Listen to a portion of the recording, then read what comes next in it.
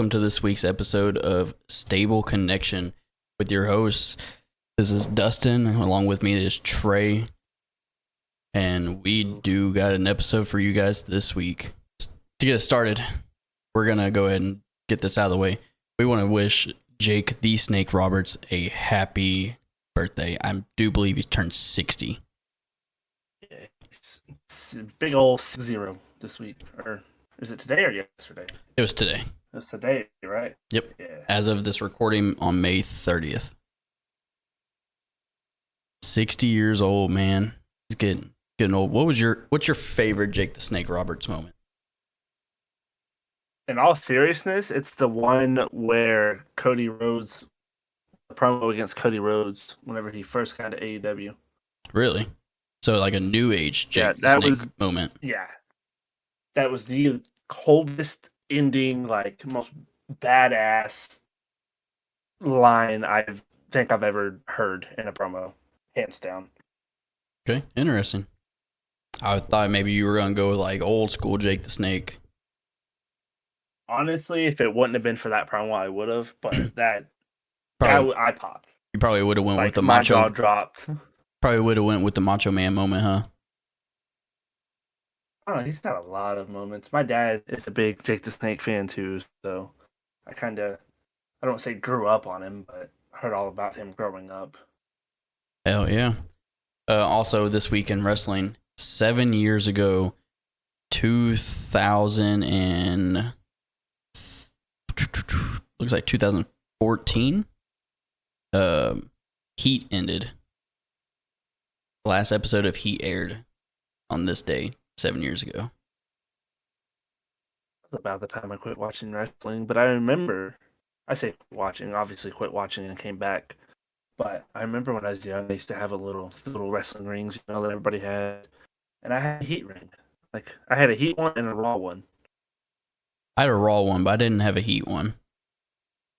I don't know why or where I got it or who it came with, but I distinctly remember having a Heat. It was a Sunday night Heat ring. Oh yeah. I never really watched Heat all that much because it's like main event is now. It's only where like the low mid cards are at. Yeah. And they put on some good matches every now and then, but I mean, you don't really watch it just for the low card.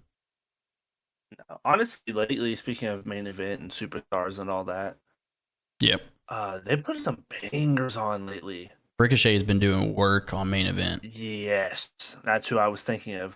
It wasn't too terribly lately, but it was a few months ago. It was Cedric Alexander and Ricochet, and it was impressive, honestly. There's no really other descriptive word for it other than just flat out impressive. Hell yeah. Also, I want to go ahead and congratulate Andrade Cien Almas and Charlotte Flair on their tying the knot. Did you see that happen? I saw that. I did. I also saw, I don't know if it was on purpose, but there's a picture of Rey Mysterio without his mask at the wedding. So, and go ahead. Normally, whenever he takes a picture, he'll cover his face with his hand or whatever. Mm-hmm. But for whatever reason, he didn't cover it. And I guess he thought maybe his sunglasses were covering enough. Yeah.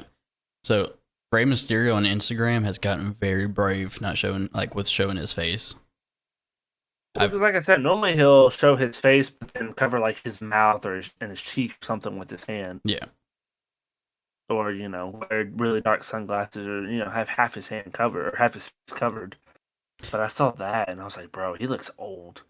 He's still got a young face, yeah, but his head looks old, if that makes sense. Going off topic here, dude, I would love to see another maskless Rey Mysterio heel run.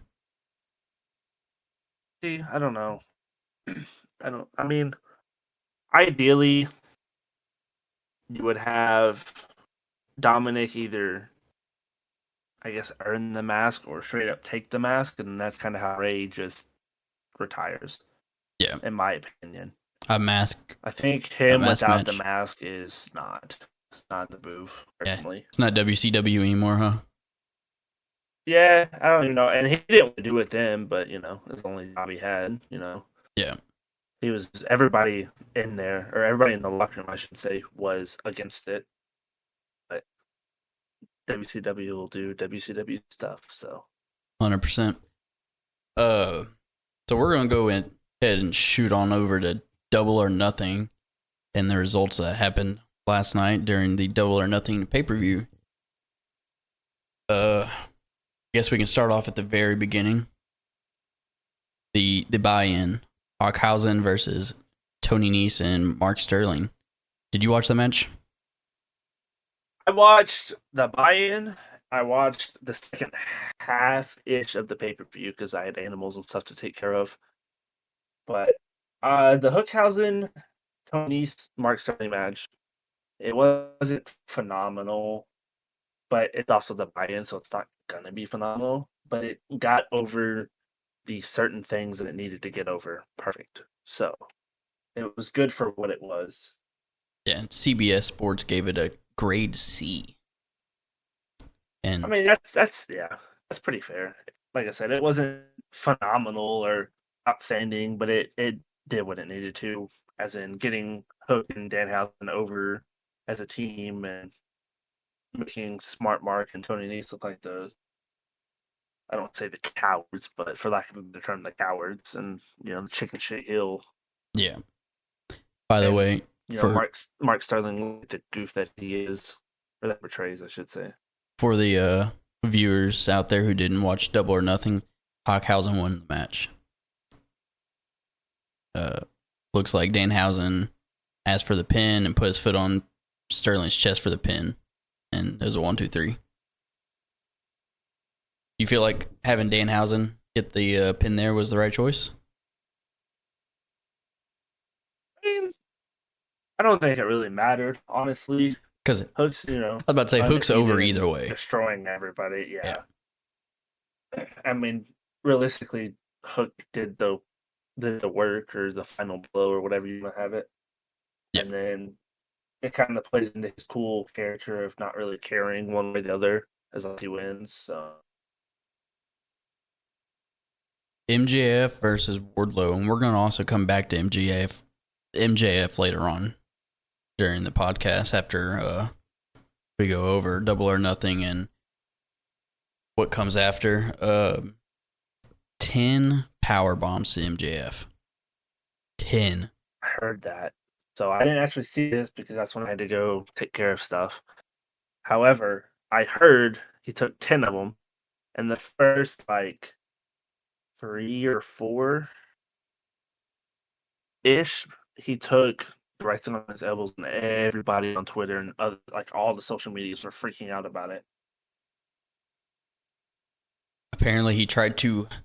Like I said, I didn't really watch it. I was trying to keep up with updates online, but he offered to quadruple Wardlow's pay, but instead Wardlow kicked him in the stomach and then just started power bombing the shit out of him. Like I said, I didn't expect this to be a match, really. It pretty much was what everybody expected it to be. Yeah. CBS Sports. Go ahead. I was going to say it's the MJF being MJF trying to talk his way out of it, and Wardlow being over everything and just ready to put this behind him, and then Wardlow destroying him. Yep.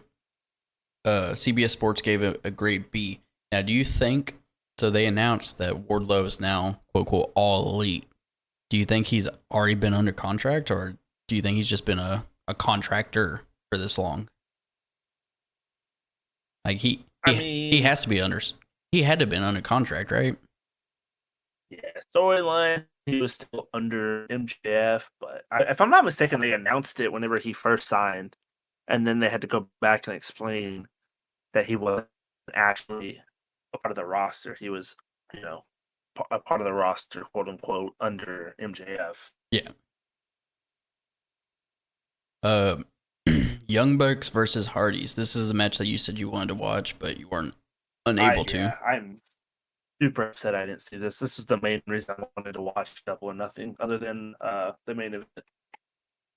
But Jeff Hardy's boot broke during the match, leaving him very awkward. See that. People were freaking out thinking he was like intoxicated or whatever. But it came out and said, I want to say after the match that his boot broke, so he couldn't really do anything. But apparently he fixed it like halfway or towards the end of the match. And after he did that, everything looked fine and smooth. So the Hardys looked very rough during this match, apparently, not being on sync with anything. And I mean, I get it. I mean, they haven't wrestled together like an actual, I guess, full blown like get up and go type match. It's all been brawls. yeah, I mean, in what? How many years? they haven't wrestled together since Matt Hardy was still in WWE, so that's been 2 years now. Yeah, but say it's been 2 or 3 because it was right before COVID. Or right, because he debuted right after they went to No Fans Arena, so Yeah. at least 2 years. CBS. I think it'll. Oh, sorry. No, go ahead. Oh, I was gonna say that I think it's gonna set up a maybe not right away, but it'll set up a ladder or a TLC match or something. Oh yeah, out there. it has to be And a I think TLC it's match. the first start. You would think, but I don't know. They might because the Hardys got the ladders, so I don't know Yeah. if the Bucks will bring out the chair and the table or just the table. And you can't really call it a TLC, so you have to call it something else. Yeah. A mayhem match. But maybe. I also think this will be the start of getting the Hardys into the top picture. Now, that's what I was actually about to come to. Do you think that the do you think that the Hardys should be in the title picture in AEW? 100%. 100%. I don't know if they should be the ones to dethrone Jungle Boy and Luchasaurus, unless somehow they played that like the Hardys into Christian Cage, maybe. Then you can I wouldn't say turn them all heel, but turn them. See, that's what I'm saying. Like you can't really have them go against each other Yeah. because it doesn't like they shouldn't be the ones to dethrone them. And then if you turn Christian with the Hardys, then you're turning all of them heel. I don't think you should have the Hard Boys be heel. It's tough. I think they should be in or around the title picture, but I don't necessarily think they should be the one to dethrone or take away or whatever the belts from Luchasaurus and Jungle Boy. I honestly feel like FTR should dethrone where are they called? The Jungle Express? Yeah, the Jungle Express. Yeah, I don't even think they're going by that anymore. I think ever since Oh, they're going by Marco like Brett's Stunt Bowl. left. Oh, yeah, you're They're going right. by what? Oh, I thought you were talking about FTR. No. I'm talking about Western Express. I think pretty sure ever since Marco left, they haven't gone by that, which I hate. But Yeah. I will still call them Jungle Express. I mean, it's just it's been their name for so long. I mean, it's just like Tommaso Ciampa. He goes by Ciampa now, but I will always call him Tommaso Ciampa. yeah, But CBS gave this match a C minus. which I think the whole Jeff missing half his boot or part of his boot or whatever. I think that's fair because it was, from what I've seen in highlights and clips, it was sloppy, but not like I don't want to say intentionally sloppy, but not like, oh, hey, they don't have chemistry or oh, they're out of ring shape. It's just, hey, his boot is messed up and his offense is high flying, so he can't really fly because he has base. Yeah. I think TBS. when they go again, it'll be better. Yeah. TBS Championship. Jade Cargill versus Anna Jay. Hot take. I am so over Jade Cargill. I can see that, but at the same time, I think now it's about to be better. Purely because, what's his name? Stokely Hathaway came back. Or not came back, but debuted. Good old Malcolm Billy. His Twitter cracks me up. I love it. His Twitter in general cracks me up. I Hey, think with him coming and aligning with Jade, it'll be better than having Mark Sterling with 5,000 different people on the roster. Jade Cargill has all these people around her, but it's like I just don't give a shit. She has Kira Hogan, uh, whatever that Velvet, whatever her name is. Red Velvet. Yeah, Red Velvet. Has Mark Sterling and now Stokely Hathaway. Yeah. I mean, I get it. She's very green, but she also has. She has it, honestly. She just needs to get the experience, but. I mean, realistically, who do you have beat her? That's the thing. Like, everybody thought Ty Conti was going to beat her, but realistically, why? Yeah, exactly. I mean, maybe Athena now that she debuted and did it, but I still don't think so. I honestly would rather Chris Statlander beat Jade Cargill. And I think that's what they're gonna do. In all honesty, they're gonna Because tease it or have them around each other, but not necessarily going at each other. And then once she finally gets around to doing to wrestle her, I think Statlander's the one that takes it and defeats the whole undefeated streak. yeah, because Chris Statlander has like the power. She has if I'm not mistaken, she's almost as tall as Jade Cargill. I think they're pretty. Jade wears heels a lot. So she appears taller than she really is, but she's still very tall. Yeah.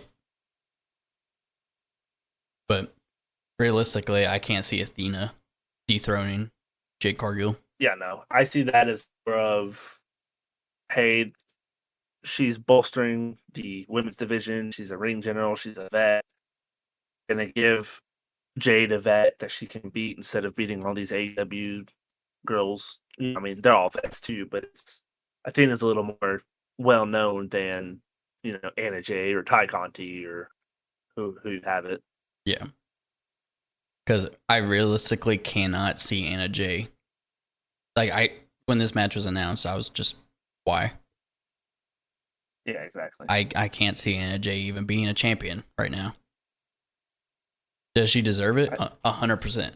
I 100% believe Anna Jay deserves to be champion, just not now. Oh, yeah. Also very, I don't want to say green because she's a little more seasoned than Jade, but she's still very young. Same with Julia Hart. She's young. She has a lot of potential. And we're about to get to that. Yes. I just don't think they need to push really any of them. I mean, I think what they're doing with the women's division's fine. They don't really have the star power for the women's division yet.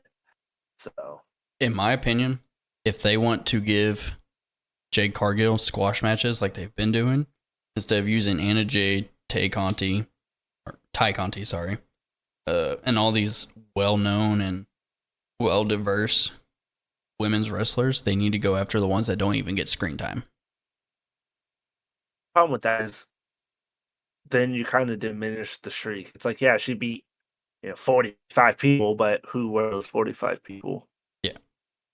It's like Goldberg, if he's over here beating jobbers, it's like, yeah, cool. He beat, 45 jobbers, or, at the end, 170 whatever jobbers in a row. But it's like, okay, cool. He can beat jobbers over and over again, but he compete against actual, talent. True. Not saying jobbers aren't talented, because obviously I know what it takes to wrestle, but in terms of kayfabe, they're not as talented as the Kevin Nashes or the Britt Bakers or whoever you want to compare them to. True. I do like how they're not having her beat like Thunder Rosa or a Serena D or someone that they're having for the main women's world championship. So, and I mean, she's beaten arguably better people, but not the best women. Yeah. CBS gave this match a C-, which I think it 100% deserves. Yeah. Probably the biggest. Guess another one of those ones that it's kind of, you knew what was happening and it didn't really. The main deal at the match was the stuff at the end of the match, which was Stokely and Athena. So I didn't really expect a lot out of that match, for being honest. I expected it to get over what it needed to get over, and that's what it did. So yeah. Moving on, House of Black versus Death Triangle. I'm This also super upset I missed this one. this is arguably the best match on the card. I'm genuinely upset. I was trying to get done with everything before this match, and then at least the main event, which I did do. But I wanted to watch the Hardys in the main event more than anything, and I missed 2 out of those 3. So shame on me. Um, what is Buddy Murphy's new name is Buddy Matthews now, right? Correct. Okay, just making sure, so I don't slip up and call him Murphy or anything like that. I mean, to be fair, it's what most people know him as. Yeah. So it's not like you're calling, you know, Malachi Black Tommy in, which even then wouldn't be bad because most people knew him before. But or Pac as Neville. yeah, I mean, even still, people, more people know him as Neville because Pac before then. So Highlight of the match. Well, it was all highlights. If you get the Phoenix and I can't even pronounce his name. Pentagon is what I'm gonna call him because that's what I know him as. Oscuro. With Pac and put him with anybody, it's gonna be a good match. Lucha Brothers are insane. Yes, the Lucha Brothers are absolutely in my opinion, if not the best, or one of the best tag teams in wrestling. I can see that. I think Fix is probably. I personally think he's probably the best high flyer, but if he's not, I'll argue with anybody. He's top 3. Talking about Ray Phoenix, right? Yeah. 100%. I've never seen anybody do what he can do. I mean, Dante Martin's getting there, but he's still young, not as seasoned on the ropes. And there's a few luchadors, other parts of the world. But I still think Ray Phoenix is the best. Best high flyer. Now, best luchador, I think, is Rey Mysterio, but that's a different conversation. Highlight of the match was the end. Pac hit Malachi Black with a low blow and set him up for the Black Arrow. Lights went out. They came back on. Julia Hart was in the ring, standing in front of Pac. And Pac basically looked at her like, "What are you doing?" And she spit a black mist in his eyes. I'm so glad. I think this whole, all the storytelling and all the levels in this feud are fantastic. I'm so glad they finally pulled the trigger on Julia. Me and you had this conversation yesterday, and I've sat and thought about it most of the day. And now that I'm thinking about it and I'm like letting it sink in, I do believe it was best. For those of you who obviously weren't in my conversation with him, I was asking, why not Abaddon? She fits the criteria of creepy, mysterious, but then you brought up the whole she's nightmares and shit like that and undead, in which I can see. I really hope they don't fuck with Julia Hart, like, too bad. I'm very intrigued to see where they go with this, but like I told you, she's Abaddon is more of the dead, like zombie kind of creepy, whereas House of Black is I don't want to say satanic, but like dark arts, like magic kind of vibe, because they pull a lot of I don't remember exactly what it was, but it's not satanic, but it's something similar. They pull a lot of like satanic scripture, in their promos and stuff. So I'm very intrigued to see where they take Julia Hart. This match got an A-, which, if I'm not mistaken, is one of, or no, it's not the best match. It wasn't the best grade, but it was one of the best grades. Yeah, I figured this would be a barn burner. Like, I had no doubts about it. I mean, I personally love House of Black. I've always loved Matthews. I've always loved Malachi. I've liked oh god, now that I'm trying to say his name, I'm going blank on it. Brody. Yes, thank you, my lord. I've liked Brody King ever since, Villain Enterprises, and then seeing what he did in Ring of Honor after that. So I've always liked House of Black as individuals and even more so as a group. And I've always liked the Lucha Bros, and Pac has a weird place in my heart. Yeah. I respect him, but I don't like him per se. But I don't like him as much, I guess would be proper, because I still like him. Fair enough. I just think what he did with NWE was kind of unprofessional. But I mean, yes and no. Realistically, if you're not doing anything, you're getting jobbed at Enzo. I mean, I love Enzo. I think Enzo is amazing. one of the best on the mic, honestly.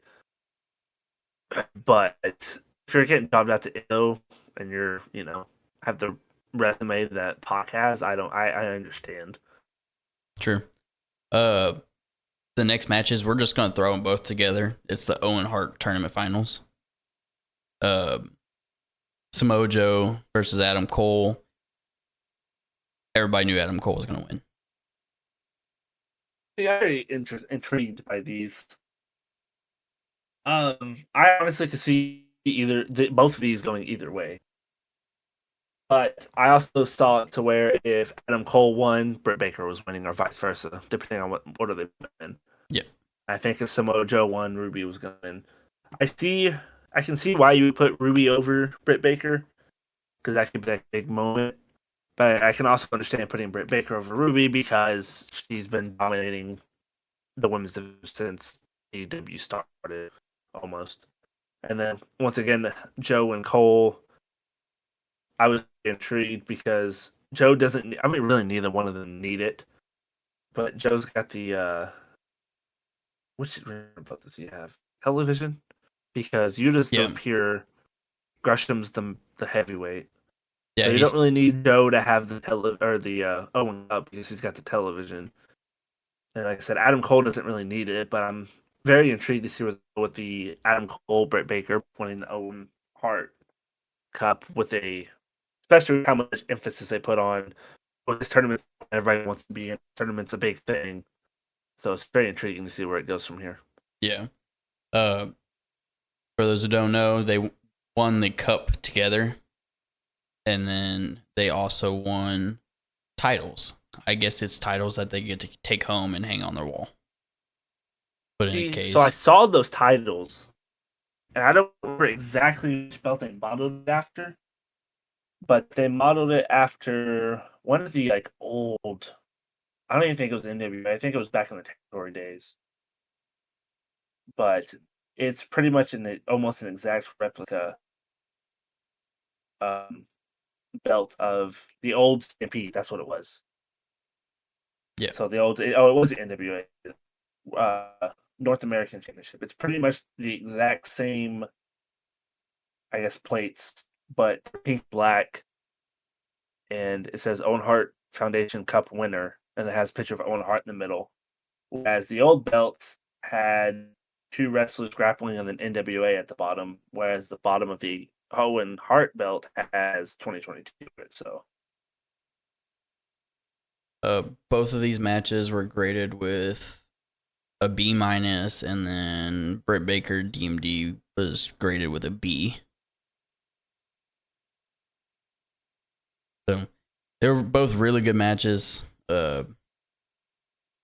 I honestly, if I would have watched it, I probably would have enjoyed both of them.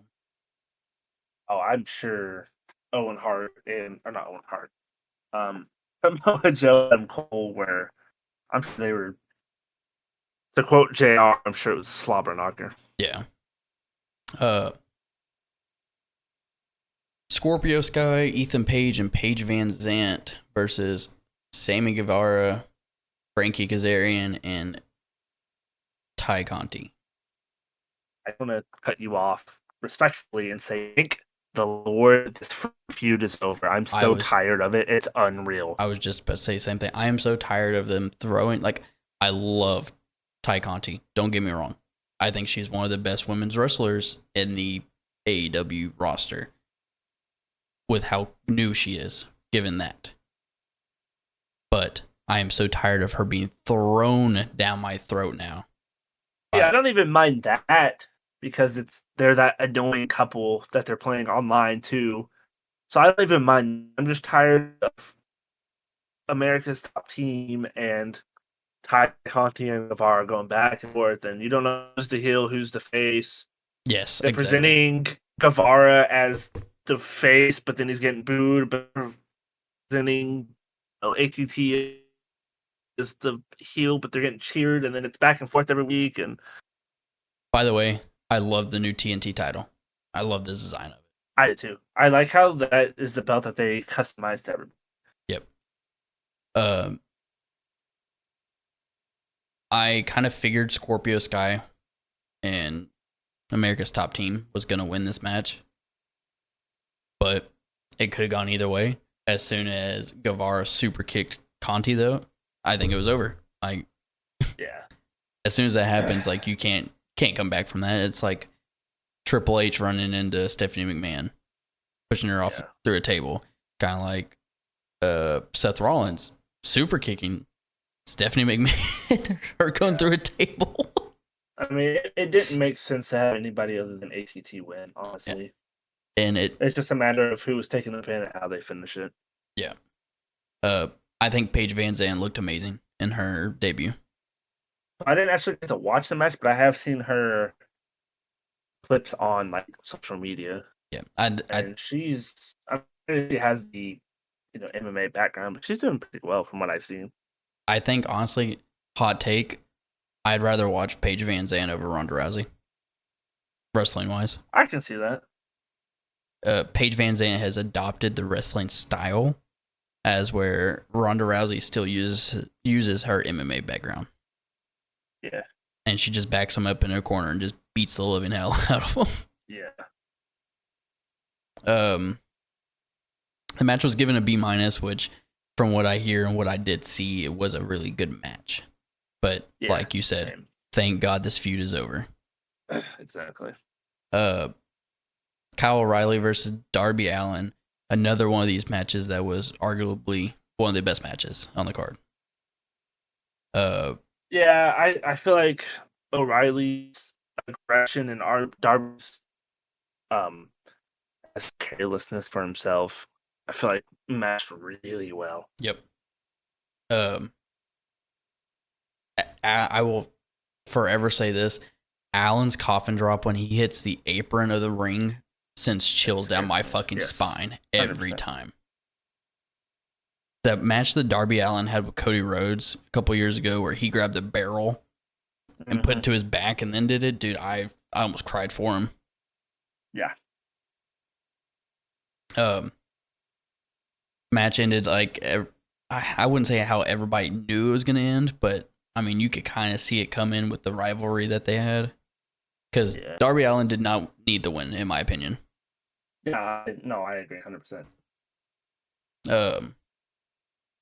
Kyle O'Reilly really didn't need the win, but it makes him look better. Yeah, it gives the Undisputed Elite more credibility that really Darby doesn't need because he's been on a roll and he's with Sting, so. Exactly. Match was given a B. I think it was a good grade. The Women's World Championship match, Thunder Rosa versus Serena Deeb. The match that everybody has been looking forward to since Thunder Rosa won the title. Yeah. I think this was a hell of a match. I didn't really watch it. I watched some highlights of it, but from what I could tell, they beat the living shit out of each other. Yeah, same. I didn't get to watch this one either, but I heard it was good, and I don't say violent because there's far more violent matches on the card, but like the one coming up. This is yeah, that's just the name was insane. We're just gonna basically fly right over that one. It was given a B- or B+. Sorry, Thunder Rosa defeated Serenity via pinfall to retain her title. Now the JAS versus, I'm just gonna call them all, even though I kind of know what happens. But I'm gonna get your take on that one. The Blackpool Combat Club. Honestly, I think this match was fantastic. Do you think this was the match of the night? See, it's tough. It's either that or the main event for sure. Without a doubt. Because I will say this one has all the layers and all the inner team disputes. And they also just beat the shit out of each other for it felt like 30 minutes, but it wasn't like a hot start and a lull and then a hot end. It was 100 miles an hour all the way through. Much so anarchy in the arena. Yeah.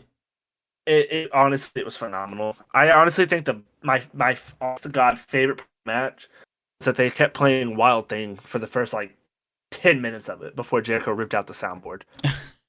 It was honestly it does ever get done, and it fit the type of match. So it was nice, and then the way it ended with Eddie Kingston. For side note, have you seen the picture of Eddie down the stage covered in blood? Yes, I was actually going to get your take and ask you. Tell me that's not the hardest fucking picture you've ever seen of pro wrestling. Eddie Kingston is probably one of the most gruesome wrestlers in the business. Yeah, no, 100%. But yeah, I like the way that him trying to take it too far, then Bryan Danielson kind of telling him cut the shit.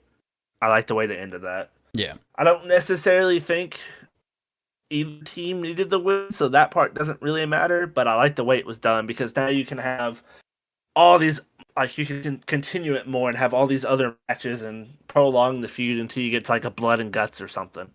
Exactly. I 100% agree. I honestly think this match was the best match of the night by far. And it even received the grade to prove it. It received a A+ and is predicted to get a 5-star match. I can see that. I 100% agree with that. I think Daniel Garcia is an up-and-coming star, and I think he will be the future of this business.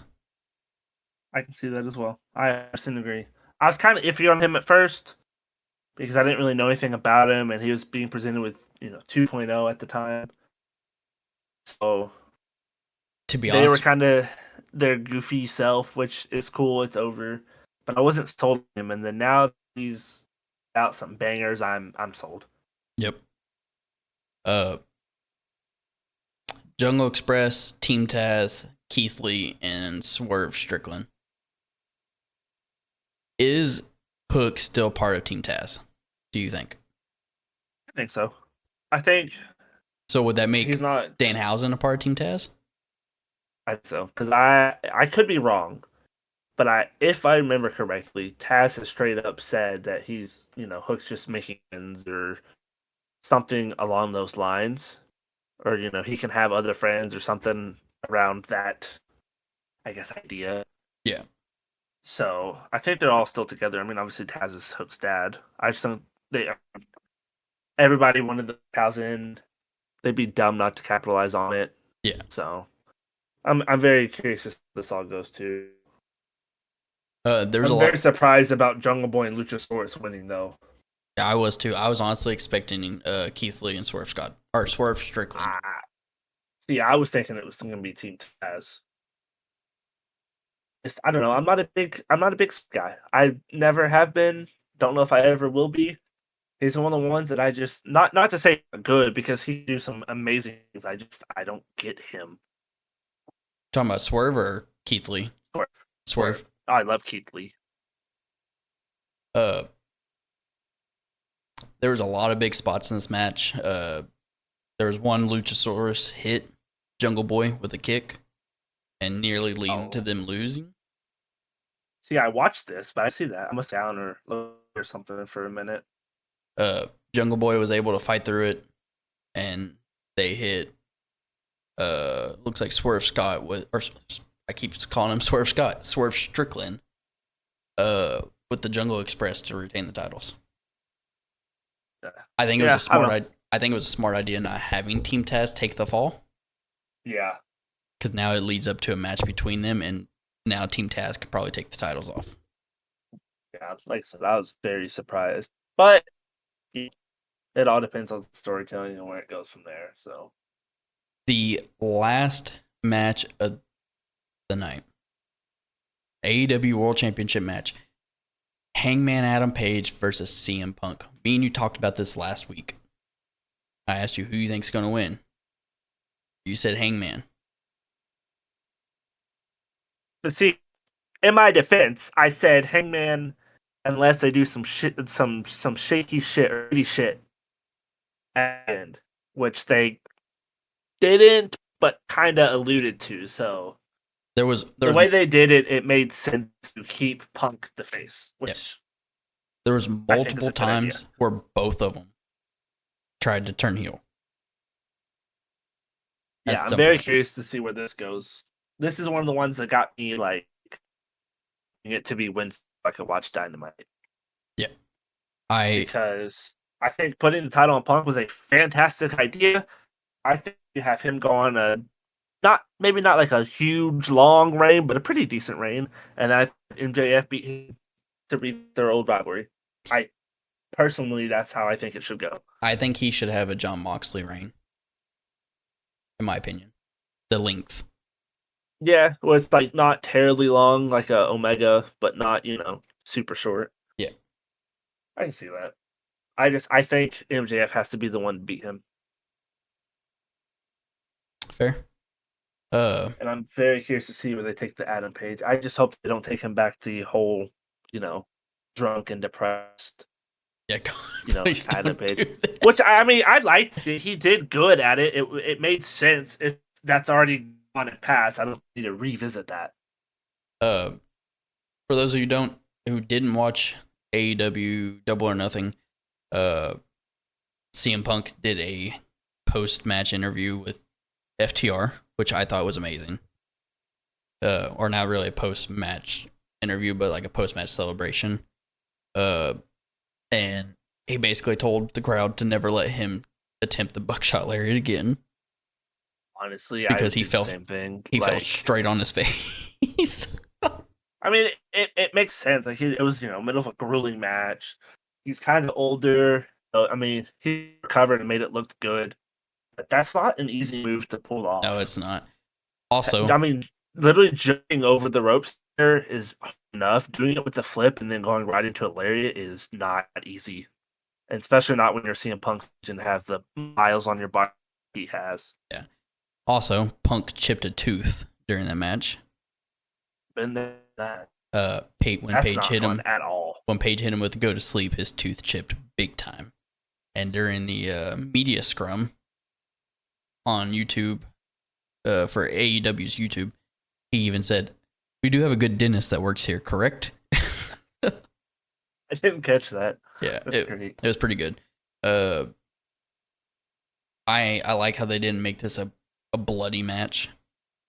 Yeah, I don't think it needed to be. I mean, I think the one match that should have been was, and it got bloody quick, which I think made sense. It was, honestly, if it wouldn't have been for the ending of Punk Hangman, I think it's undoubtedly the Anarchy in the Arena match night, but the storytelling of Hangman and Punk I'm a big storytelling person. Like, I like the technical wrestling, the Daniel Bryan, all that. Zack Sabre Jr. is one of my favorite wrestlers in the world. Yeah. So I enjoy the storytelling and stuff side of it. So I think without the storytelling, it's Anarchy in the Arena, but I think the storytelling of Punk was so good that it puts it like a point below it. Yeah.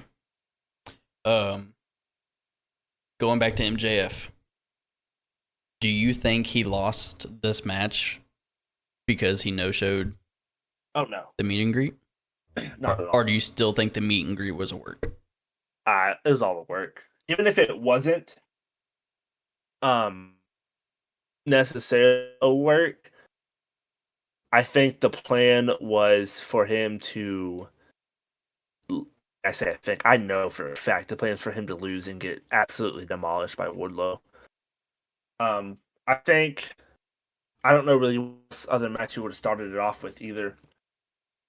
So I'm sure everything show wise perfectly the plan, and then now I think the whole airplane thing was a segue into this program into one with maybe Tony Khan or just AEW as a whole to start the whole, I guess, contract dispute program that they've kind of hinted at so far. So I think it was all the work.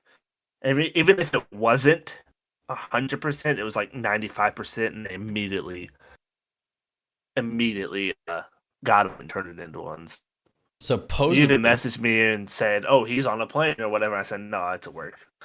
supposedly, a fan spotted MJF leaving the building right after his match. Yeah, I did see that. I did see that he left right after. I still think that was part of the deal. All right. Like I said, I think it's just a segue into. We got about 13 minutes left, so we're gonna go ahead and segue on into WWE's little realm. Hell in a Cell. The 4 matches. The 4 matches that we got. We're gonna start off with Bobby Lashley versus Omos and MVP. Once again, honestly, I care less about this. And it's not even a Hell in a Cell match. I don't think it needs to be. I mean, I don't really get the 2-on-1, but I don't know. The whole Bobby Lashley Omos thing is kind of just I care less about it. And I was there at Mania. Like I said last week, I was there at Mania when it happened, and I still could care less. Yeah. I think Omos and MVP take the win. I'm sure that they do. Kevin Owens versus Ezekiel, probably one of my favorite storylines in WWE right now because it's just so funny. Yes, it's very entertaining, which is very much so WWE's style, obviously. Do you think Ezekiel goes back to Elias soon? No, not soon. Or at some point? Possibly at a point. I don't think anytime soon. This is too over and too good to just cut it. Okay. I'm sure this was very much so a McMahon idea, so he's ecstatic that it's over. So I think it plays out. Yeah. Ezekiel has to take the win here. 100%. Becky Lynch versus Asuka versus Bianca Belair Women's Championship, Raw Women's Championship. There's really nobody that can take this besides Bianca Belair. I think the way it goes, Bianca wins.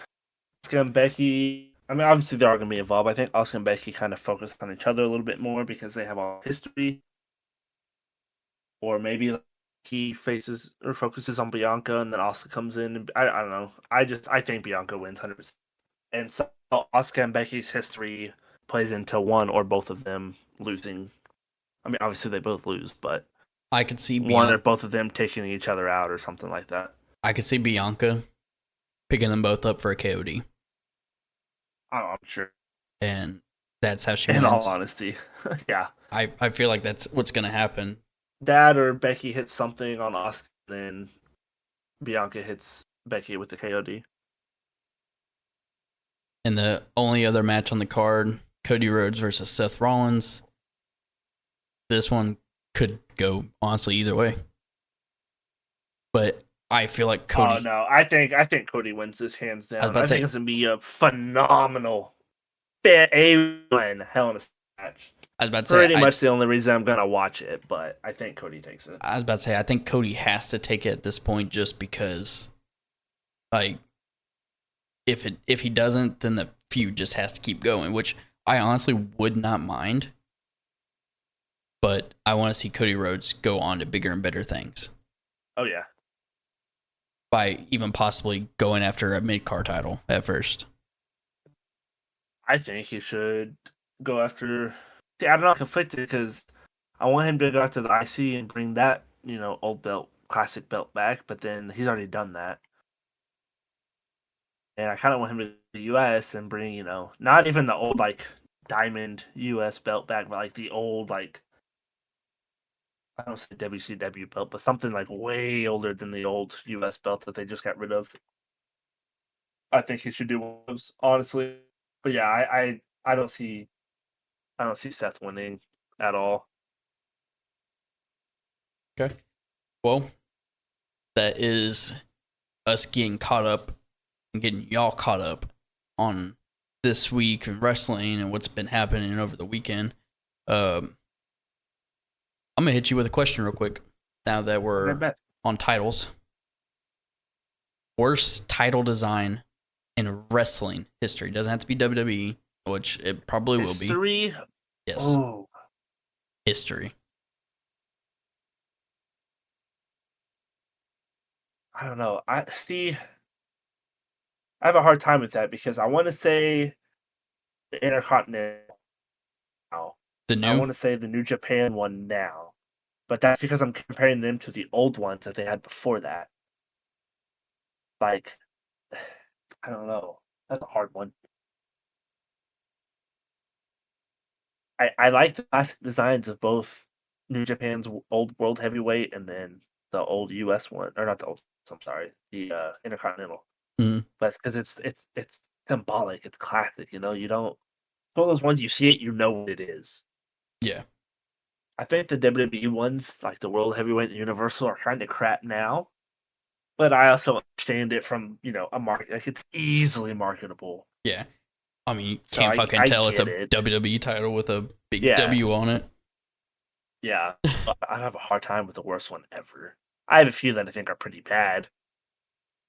But in terms of ever, I don't know. I'm sure there's some indie one that looks like just total garbage. My opinion, I got two. Okay. And they're both the same title.